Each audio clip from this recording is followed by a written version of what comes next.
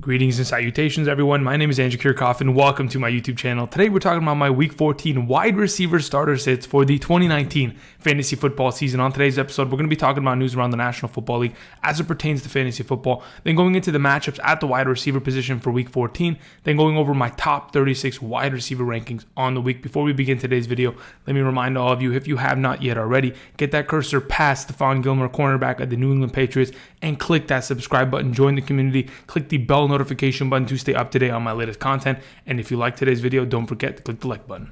Hey guys, how's it going? Hope everyone's doing well. All right, so in terms of news right off the bat, a couple pieces of information that came out yesterday. Spencer Ware, the former running back of the Kansas City Chiefs, re-signed with the team yesterday.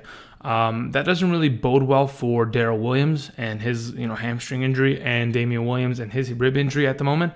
And it also doesn't really help Darwin Thompson's potential going into the future. So we'll see, and we'll monitor how that's going to work. Potentially, he's just there for extra depth considering the injuries they're facing, and they're trying to make a playoff Super Bowl run potentially this season. So he might be there for depth as of right now and could be cut later. I'm not sure how much he's going to participate, and if at all, because he hasn't been active since the preseason when he was on the Colts, but then cut before the season began. So we haven't seen much, but at least he's familiar with the offense. That's why they brought him in this week to kind of just pretty much help out the team and kind of deal with their injury issue as of right now. All right, moving on.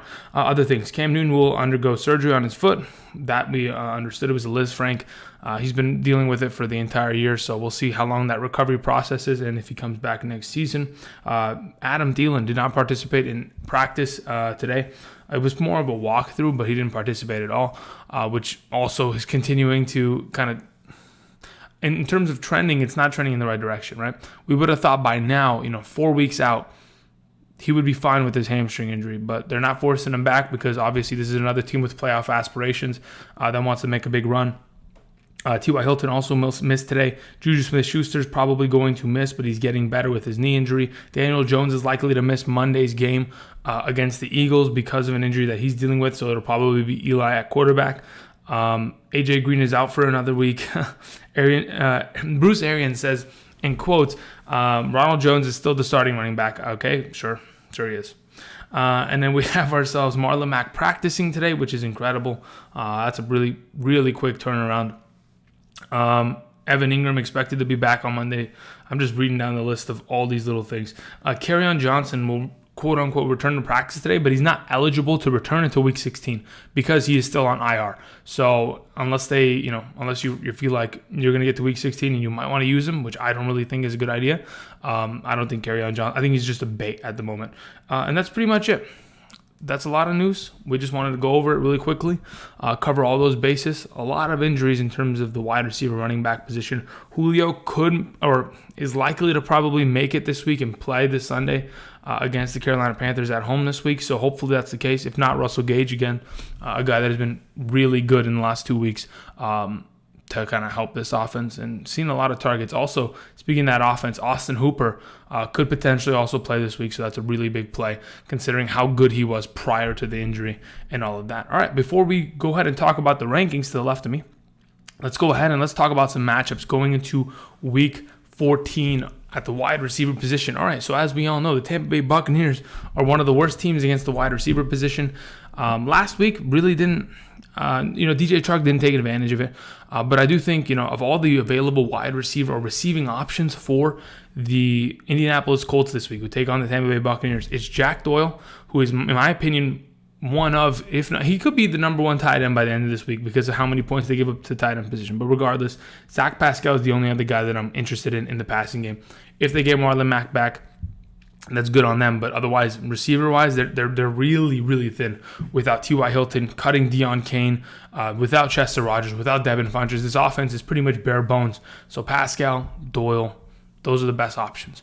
Moving on, we have the New York Giants, who give up a lot of points. I mean, when we talk about the points that they've given up to opposing wide receivers in the last 2 weeks, Allen Robinson and Davante Adams have just absolutely destroyed the secondary, and I expect Alshon Jeffery to continue on that trend, have himself a really good week. Speaking of Alshon Jeffery and the Eagles give the third most points to the opposing wide receiver position. Devonta Parker, absolutely dominated that defense on Sunday in Miami. It was just a one-sided event where Devonta Parker and Ryan Fitzpatrick could do whatever they want. They impose their will on the defense. The question is, can Eli Manning, potentially starting on Monday night, be able to impose his will? That's a sketchy ask. But I think Sterling Shepard, maybe Evan Ingram, the guys that he's more comfortable with and he has played with for a very long time in the last couple of years, at least those guys will be decent plays in the matchup.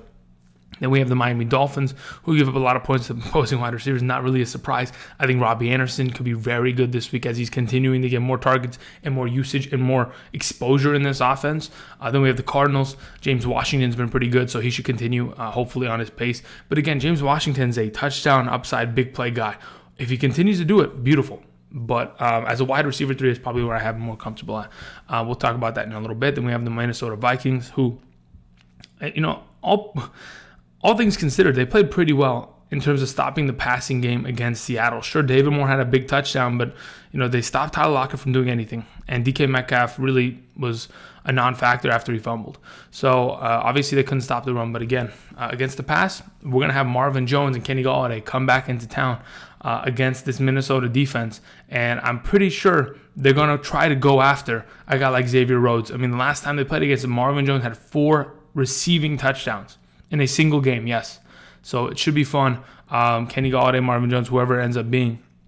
Obviously, we saw Kenny Golladay have a monster week last week on Thursday with the Thanksgiving monster game. But we'll see how that pretty much unfolds for that specific game. And then we're talking about the Detroit Lions. Speaking of them, they also give up a lot of points to opposing wide receivers as of late. So I think Stefon Diggs, probably the only one healthy there. Dalvin Cook could be out. Adam Thielen could be out. He is a pretty big play in that matchup. Then we have the Atlanta Falcons. DJ Moore's been on fire. Curtis Samuel's been pretty good as of late. Both of them should be great. And then we have the New Orleans Saints playing against Emmanuel Sanders, Deebo Samuel. The combination of the both should be decent. Even though Deebo Samuel's targets have kind of been diminishing, he's at least been scoring touchdowns, which is promising. At least he's getting the opportunities that he's needed. And then we have the New York Jets, who will be against Ryan Fitzpatrick and Devonta Parker, who should be a pretty good combo this week. And then the tougher matchups, as we all know, New England's pretty good against wide receivers. Even though DeAndre Hopkins had a decent game the other day, is because he threw that passing touchdown, because they ran that triple option garbage that ended up giving him that touchdown. If it was any more of a pitch backwards, he would have had a less than 10-point fantasy game in half PPR, which would have been unfortunate, but that's why we always start our studs. We gotta trust that they'll get it done. He ended up getting it done last week, but this week, Tyreek Hill. The last time I saw Tyreek Hill play against a secondary like this, I mean, Stephon Gilmore is a very good cornerback, but you cannot cover speed like that and get away with it, 10 out of 10 times. There are going to be, 3 or 4 plays out of 10 that are going to be where, okay, you know what, he blew coverage, and because this guy's so fast, he has an opportunity to catch one if Mahomes puts it on him. So that's going to be fun for a guy like that. Then we have the 49ers playing against, Michael Thomas, one of, if not the best wide receivers in the NFL right now. We'll see how they can cover that. It's going to be tough for them. Kansas City on the other side, a team that is giving up the 3rd least amount of points to opposing wide receivers. That is an incredible number considering how bad this defense has been in the past. I mean, going back and looking at how they've improved as the season has progressed, sure, they give up a couple yards on the ground, but overall, their bend but not break kind of mentality is kind of really is getting the job done as of right now. So that's promising. But otherwise, these are all the matchups going into Week 14 at the wide receiver position in terms of how many points opposing defenses give up to opposing wide receivers. Now that we've done that, let's go ahead and let's talk about my rankings. All right, so let's start off from the top, shall we? We do this every week. You and I, whoever's watching this, whoever you may be, you and I both know what I'm going to say for the next 12 players. These are guys that you can play every single week. And as of this week, I trust these guys more than anybody to be in my lineup and to play and to be perfectly fine. Now, certainly doesn't always end up the way that I anticipate, but that's just life. That's the unpredictability of football. There are so many variables to take into account. I try my best. That's what we're going to do this week. Yes, this is the first round of the playoffs. Should be fun for those of you who have a bye week. Congratulations. Put your feet up, relax, and enjoy. But for those of you looking to get some answers, here we go. From the top, number 1, Devonta Parker. God, I already messed it up. Okay, we're going to reset this. Here we go. All right, so from the top, starting off my number 1, Davante Adams for the Green Bay Packers. So Here's the thing about Davante Adams. Since his return, and after that turf toe injury that held him out for a good amount of time, we have seen him get back to being Davante Adams of last year. Now, what exactly does that mean? That means he's getting that 30% target share that we are used to seeing from him. Now, is that something that we anticipated? Absolutely, because there really isn't another wide receiver in this offense. Marquez Valdes-Scantling has fallen off. Geronimo Allison's gone. Maybe Allen Lazard catches a couple touchdowns here and there. But outside of that, there has been very little usage at the wide receiver position for this offense in general. They really have gone away from that. But Devonta Parker's back. Davante Adams is back, and he's better than ever. The last 4 games, 11, 10, 12, and 10. Those are his target counts. He scored 3 touchdowns in the last 2 weeks, and he's continuously looking better. 7 catches, or actually 6 catches minimum each of the last 4 games. And I'm telling you, we're getting to a point where Davante Adams is going to be popping off in these matchups, especially this week against the Washington Redskins. I think he's going to be a great play, and I think he is going to be the number 1 wide receiver on the week. He's my number 1. Moving on. Michael Thomas is my number 2. Despite how difficult the matchup could seem to be at this moment in time, Michael Thomas is as consistent as ever. Now, for the first time this season, we saw Michael Thomas have less than 10 fantasy points. This is the first time ever, and it was against a very favorable matchup in Atlanta. Now, is that saying much? Not really. I'm not too concerned. You as a Michael Thomas owner have been benefiting from 20-point performances each of the last 5 weeks. So are you to complain? Not really. You're perfectly fine. This is a monster wide receiver.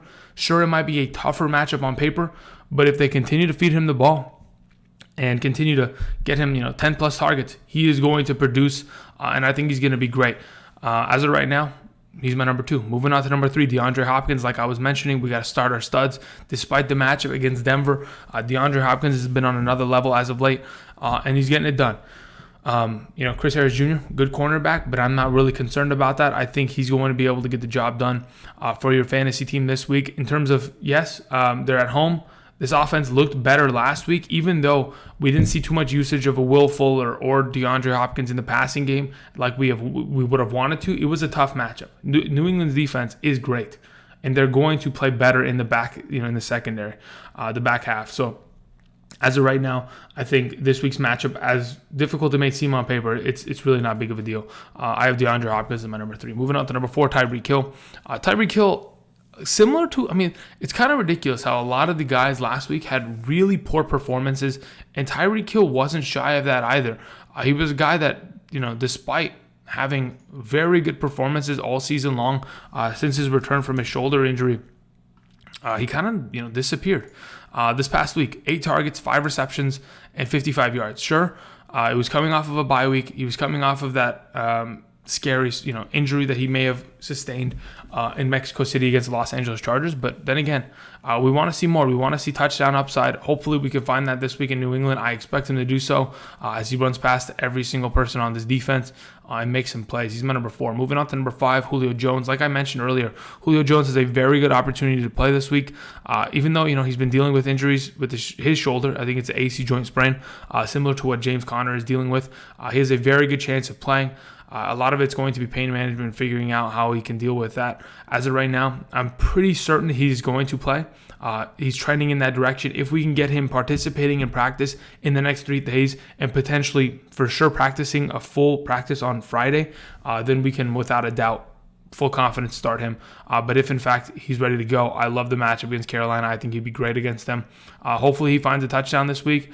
But either way, he's a play automatically if he's healthy. So he's my number 5. Moving on to number 6, Julian Edelman. Julian Edelman. It's insane how good Julian Edelman is, but we shouldn't be surprised. Another week in a row, that's 7 weeks in a row with double-digit targets, had over 100 receiving yards and 1 touchdown in a game that, sure, they double covered him for a majority of the game. The defense fell asleep in the second half because they knew they had the game won. They fell asleep in the second half. They gave Julian Edelman garbage time. That's all we want. That's perfectly fine. He plays against Kansas City this week. If we go back and see what he's done for this team in the last 2 seasons that he has been here, he's really been the number 1 offensive option since coming back from the suspension last year, week 5. He's really been the number one offensive option, and he's not slowing down. And he's a guy that needs to be in your lineup starting every single week. He's my number 6 this week against the Kansas City Chiefs. Moving on, DJ Moore is my number 7.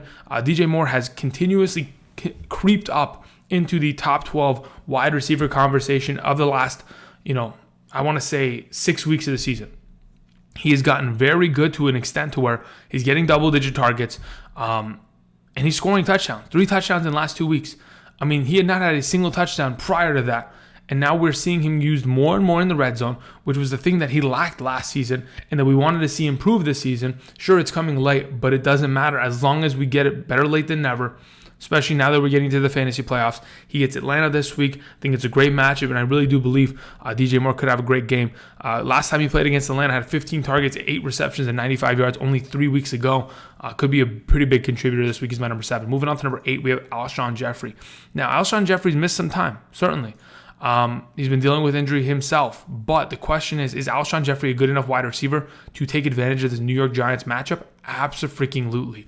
If we look at what Alshon Jeffery was capable of doing against the Miami Dolphins last week, 16 targets, okay? 16 targets. That is an incredible number. In terms of the most targets a receiver has seen this year, only 2 wide receivers I think have had more, and it was Robert Woods last week with 19, and a couple weeks ago, Tyreek Hill against Tennessee had 19. I don't think another wide receiver has seen 16 targets this season. I think that's the 3rd most this year, but I could be mistaken. Someone can correct me. That is an incredible number, and that's just showing how desperate Carson Wentz is for a wide receiver option like Alshon Jeffery to consistently be there. He's been missing that target, and that's why this offense has been stuttering as of late. He had 137 yards on 9 receptions and a touchdown. You play against the New York Giants. Like I mentioned a little bit earlier, we'll go ahead and look at the number right now. The New York Giants in the last couple of weeks against opposing wide receivers. Allen Robinson had 131-1. Davante Adams had 64-2. Allen Lazard had 103-1. Jamison Crowder 81-1. I think they've given up a touchdown in every game for the last 6 weeks. Let me look at this. Kenny Golladay had 2 in week 8. Amari Cooper had 1, and so did Michael Gallup in week 9. Jamison Crowder had a touchdown in week 10. Allen Robinson had 1 in 12 because 11 was a bye. And then there was, the Giants are terrible in the secondary. Alshon Jeffery is a must start this week. Must start. He's my number 8. Moving on. Let's talk about my number 9, Devonta Parker. No, not Davante Adams. It's Devonta Parker. A guy that, again, when we're talking about the Eagles playing against the Dolphins playing against the Eagles last week, what an incredible game. But Devonta Parker has really, revitalized his entire career. In one fell swoop of the season, since week 4? Since week 4, this guy has revitalized his entire career. And last week was the stamp on it saying, I'm here and I'm not going away. 159 yards, 2 receiving touchdowns, 7 receptions, an incredible performance. And in the coming weeks, the matchups get just as easy, if not easier, with the Jets, Giants, and Cincinnati Bengals this week against the Jets. I think they're going to come out, they're going to sling it, and I think Devonta Parker, if he continues like he has 10-plus targets each of the last 4 weeks, if he continues to see those target counts, which is really no other wide receiver to do so, he's going to be great. He's my number 9. Moving on to number 10, Amari Cooper. Amari Cooper's kind of been quiet as of late. Is that concerning? No. Last week against Buffalo was perfectly fine. 11, 8 receptions, 85 yards. Sure, there's no big touchdown or 100-yard performance. He hasn't been explosive, but it's eventually coming, and it is going to eventually get there, whether it's this week or not. I do think Amari Cooper is too good of a play to leave on your bench because he always has the upside of making that big play and having that boom performance. We just don't know when it's going to crack. This week, Chicago is a better secondary, but I do believe he's going to be able to get the job done. He's my number 10 wide receiver on the week. Moving on to number 11, Courtland Sutton. When we talk about second-year wide receivers really stepping up this year, DJ Moore, Courtland Sutton, those 2 guys are incredible. The leaps that they've taken this season alone to become such good wide receivers is unbelievable. Courtland Sutton with the quarterback change this past week against a very good cornerback, Casey Hayward, really had a very good game. 4 receptions, 74 yards, and 2 touchdowns. One of those touchdowns, the one that he laid out his entire body, caught it within one arm. It kind of dragged on the floor. If it was Des Bryant there and it was in the playoffs, they would have called that back. But he got it done. Houston secondary, not as good of a secondary. They're probably going to double cover Courtland Sutton, but they'll find ways to get him the ball. Drew Lock, as of right now, from what we saw last week, only trust Sutton. And every quarterback that has gone through this entire process of starting, benched, next, has always trusted Courtland Sutton, and I don't think we should stop trusting in him. He's my number 11. Moving on to number 12, Chris Godwin. Chris Godwin is still the number 2 wide receiver in fantasy, despite going from a 34-point performance to a 7-point performance in 1 week. It's unfortunate, but the Tampa Bay Buccaneers had a great lead last week and never really gave it up. The defense played well, and they conceded and they said, we're just going to run the clock out and we're going to kill the ball.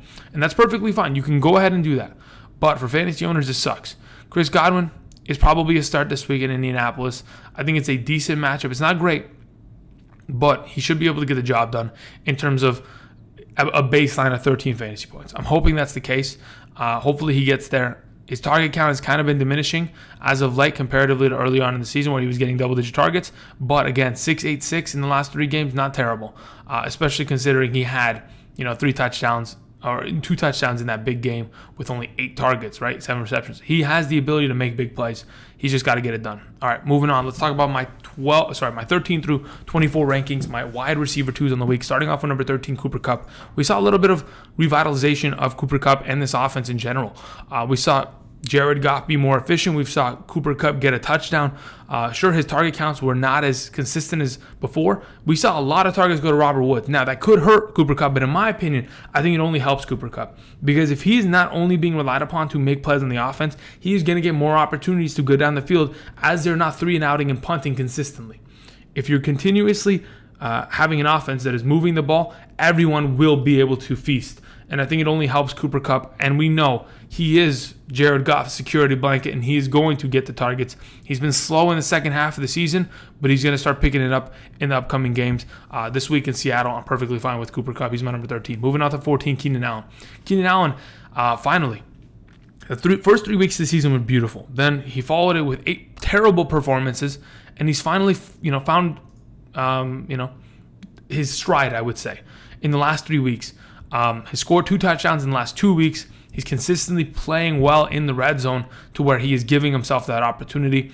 And to be honest, as long as the Los Angeles Chargers are struggling offensively, defensively, and are playing from behind in games, Keenan Allen's going to see more work. He's going to be an option that, they don't have to worry about running the clock out in the second half. They're always trying to come back in the second half, and that helps Keenan Allen's value, in my opinion. So going forward in the next couple of weeks, should be perfectly fine against Jacksonville this week. He's my number 14. Moving on to 15, Jarvis Landry. Jarvis Landry, a guy that, again, as of late, continuously playing well. Obviously, this last week didn't have that touchdown. But again, another double-digit target game. 6 receptions for 76 yards. Perfectly fine. I think this week against Cincinnati should be great. He's only my number 15 because I still want to see touchdown upside. If I don't get the touchdown upside, he's not as beautiful of a play than he would have been, right? So we have to, be precautious. Not every week is he going to score a touchdown. We're hoping for it. But as of right now, again, a top 15 wide receiver, automatic start for almost every single team, unless you somehow have, Julio Hopkins and Michael Thomas, in which then I don't know what you're doing. You must have won the league by now, or on a bye week. Regardless, I think you should be perfectly fine with playing Jarvis, my number 15 on the week. Moving on to number 16 with Stefon Diggs. Like I was mentioning earlier, Stefon Diggs with Adam Thielen out for probably another week here. Stefon Diggs against the Detroit Lions matchup should be perfectly fine. I think the last time he played them, what was it, 8 targets, 7 receptions, 143 yards? Something like that. That's off the top of my head. I'm not even kidding.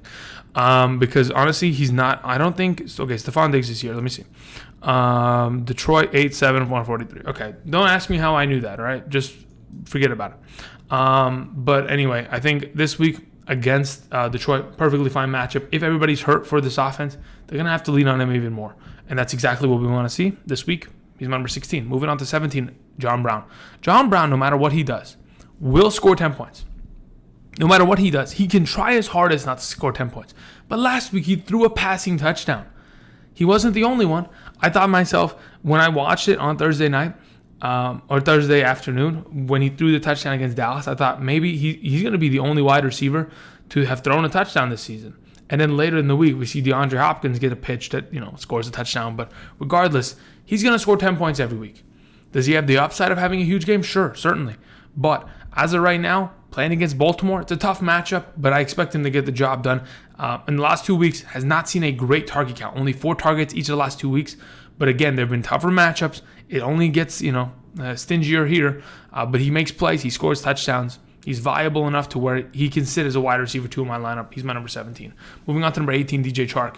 I'm a little worried about Chark. Now, I know that when Minshew's back, Chark had been best with Minshew. That is a given. He has been best with Minshew. But again, there's a little bit of inconsistencies with Chark that is kind of sketchy, and it kind of hurts. When he doesn't get double-digit targets, he's not having big weeks.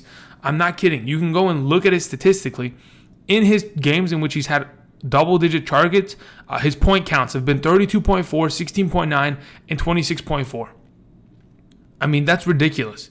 Feed this dude the ball, 15 times if you have to. Get it done.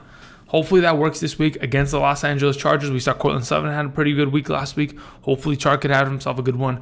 He's my number 18 on the week. Moving on, we have Robert Woods at number 19. Now, I know Robert Woods had a huge game, and it looked fantastic. And Robert Woods is still a top 24 wide receiver in terms of points this season, despite how much of a disappointment he's been. But in the last 3 games that he has played, he missed that Sunday night game against Chicago because of a family issue. He had to miss the game. But in the last 3 performances, 11, 9, and 19 targets. 95 yards, 97 yards, 172 yards. That is incredible. Those are numbers that I love to see, and especially now that we play against Seattle, a matchup that in my opinion is not that difficult, and Robert Woods is consistently seeing targets. He's getting back to becoming a every week start. He certainly is at this point. He's my number 19, he's my number 19 on the week. Moving on, number 20, Tyler Boyd. These are guys that I think were back-to-back in rankings last week.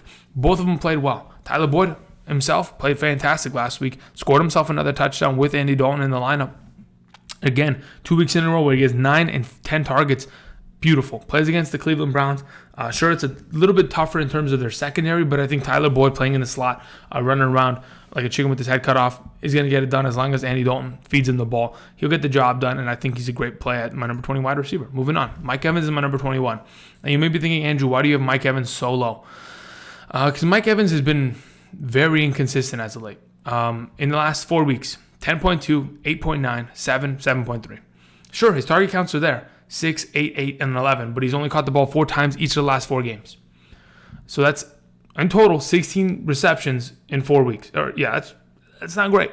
0 touchdowns, by the way. Indianapolis, they play a lot of zone, they could play a zone and man coverage combo, but typically they're making it so where it's going to be a little difficult for you to make some plays. That's why I kind of believe in a guy like Godwin just a little bit more. But again, Mike Evans always has the possibility of having a huge play, having a big upside 30-point performance. This might end up being the week, but again, he is a wide receiver 2 in my mind, and a low-end one at that point. So as of right now, I'm perfectly starting him, but again, I'm a little worried about it. Moving on, Calvin Ridley's my number 22. Calvin Ridley's been extremely consistent in the last couple of weeks. We've seen the Calvin Ridley of last year kind of come out. Second-year wide receivers, we were mentioning them, right? Courtland Sutton, Michael Gallup, DJ Moore, Calvin Ridley. These guys have been playing really well, and Ridley in the last 3 weeks has been better than just about any of them. He's had really good performances, and with Julio going down and Julio even being in the lineup, Calvin Ridley is seeing a lot more touches and a lot more opportunity because of how much of a distraction Julio is on one side of the field. So this is great. He's going to be another good play against Carolina this week. Last time he played against Carolina, he had 8 for 8, 143 and 1. That is a huge stat line with 24 points in the fantasy department. So could be ending up doing the same thing. I'm just a little, I'm playing cautiously. He's still going to have a pretty good week. He's an automatic start in my eyes. He's my number 22. Moving on to 23, Kenny Golladay. Golladay had a pretty good performance last week, and he's consistently staying as he's the number 6 wide receiver in fantasy, half PPR. Yeah, he is.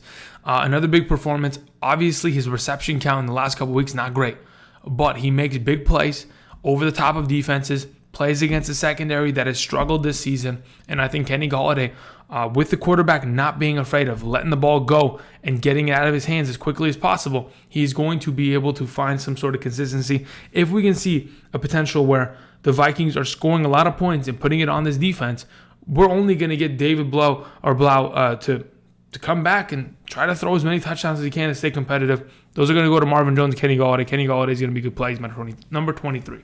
Moving on to Allen Robinson, a guy that's been a real big surprise as of late. In the last 2 weeks, consistently seeing a high amount of targets and producing well because Mitchell Trubisky has played so much better in the last 2 weeks. Sure, they have been against worse defenses. The Detroit Lions defense and the Giants secondary, they're not great. They're not elite to any extent. But as of right now, Dallas's defense has not played very well. Thursday night at home, after a week's rest, I think there's a very good opportunity that we could see another big performance from a guy like Allen Robinson, scored back-to-back touchdowns each of the last 2 weeks, double-digit targets. Should be a good performing player right here as my number 24 wide receiver. Moving on. Number 25, my wide receiver 3 is my 25 through 36. Starting off at 25, we have Christian Kirk.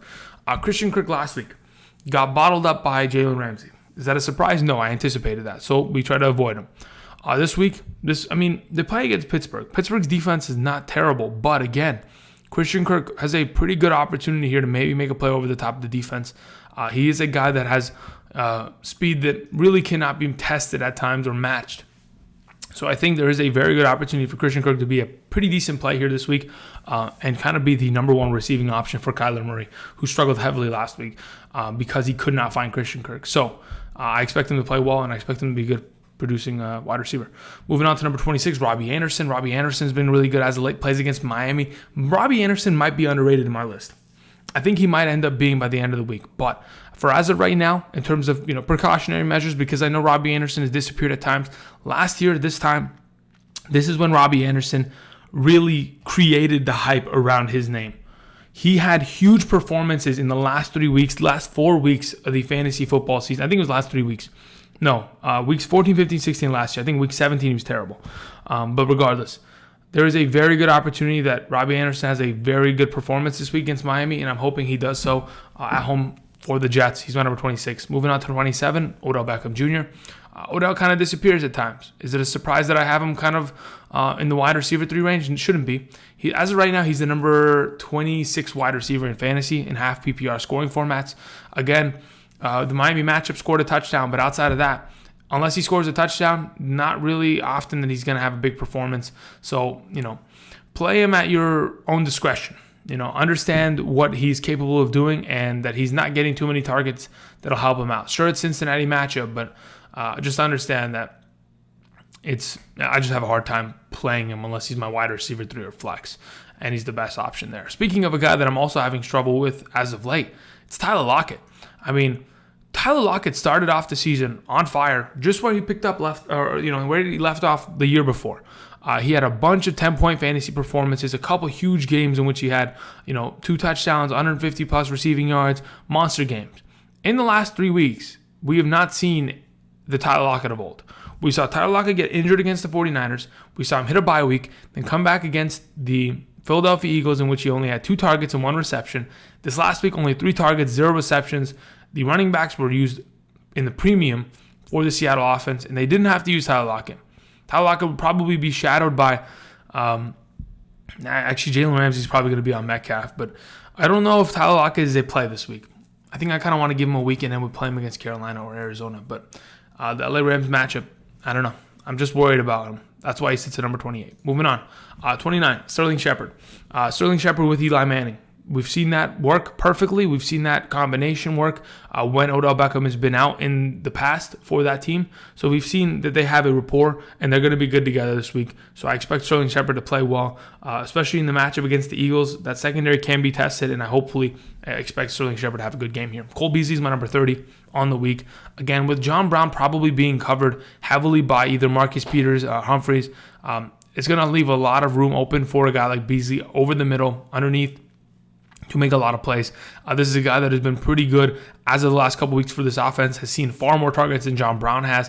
In fact, he has seen 16 targets in the last 2 weeks, has had 2 touchdowns in the last 2 weeks, and is consistently being a great contributor for this offense. So he can hopefully consistently stay with that. He's my number 30. Moving on to 31, Emmanuel Sanders. A great play again against the New Orleans Saints defense. Now, the only reason I don't have a guy like Deebo on the list and I have Emmanuel Sanders there is because I think Emmanuel Sanders probably has a better opportunity of getting open against his defense. And probably will see more targets. I mean, he has in the last couple weeks, despite being a little bit banged up still.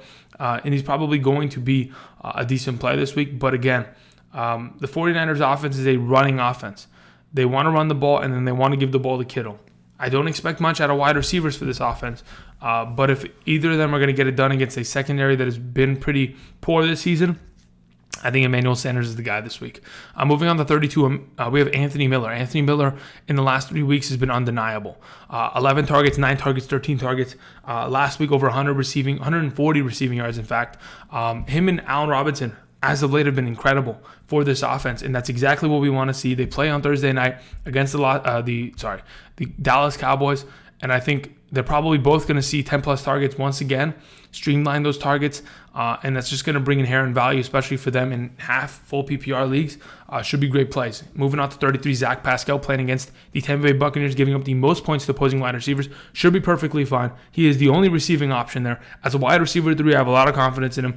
If you want to play him as a wide receiver 2, do it at your own discretion, because there's always a chance that Zach Pascal disappears. He has in the past, and he can do it again. So just be careful with it. Moving on to 34, Will Fuller. Will Fuller kind of scares me a little bit, right? Because I think to myself, Will Fuller's got to be a good play when DeAndre Hopkins getting locked up. Nope, terrible. Will Fuller's got to be an average play against the Indianapolis. They've got a pretty good secondary. Nope, 140 yards receiving on 7 receptions. Now he plays Denver. I'm hoping that outside of DeAndre Hopkins being covered by Chris Harris Jr., he's got to be open. He's got to get something going. Hopefully that's the case this week. Kenny Stills was more of a contributor in the offense than he was last week. So we'll see how this goes. But Will Fuller, again, another one of these big play guys that can end up having a pretty good week here. But we'll just have to wait and see what happens. Moving on, James Washington is my number 35 against the Cardinals secondary. Perfectly fine. If he makes another big play with Duck Hodges, should be pretty good. Again, James Washington, I think he's had 3 16-plus point performances in the last 4 weeks. Scoring a lot of touchdowns, big playability, and he's contributing really heavily for this offense that is in need of a number 1 wide receiver with Juju out. Moving on to 36, we have Curtis Samuel playing against the Atlanta Falcons. Should be a great play here. Curtis Samuel, again, is a guy that is going to score touchdowns and has big playability in that red zone-esque area. He always will have the opportunity on a big route, if in fact Kyle Allen could at least complete the deep ball, for this guy to have a huge 70-yard play. But Kyle Allen can't get that done. So when they get down to the red zone, that's where Samuel's found most of his value, and that's where he consistently stays. As of right now, there were a lot of names that I wanted to put on this list, but I couldn't. And I sure could have changed a couple things here, but guys that I wanted to mention as like honorable mentions for later in the week. A.J. Brown, 100%, playing against the Oakland defense. We also have Deebo Samuel that also could be good this week, in my opinion. Jamison Crowder against Miami could be a great play, potentially this week. And outside of that, I mean, is there any other names that I'm kind of missing? Maybe potentially an Nelson Aguilar against the Giants, DK Metcalf against the Rams. But anyway, those are the names. Tyrell Williams, maybe if he wants to show up. He hasn't done anything in the last month. That's why he's not on the list. And that's it. I want to thank everybody for watching. Appreciate you guys taking your time out of your day to watch this video. If it helped you guys out, click the like button down below. Click the subscribe button if you haven't yet already. And until tomorrow, we'll talk about quarterbacks and tight ends. I'll see you guys. Peace.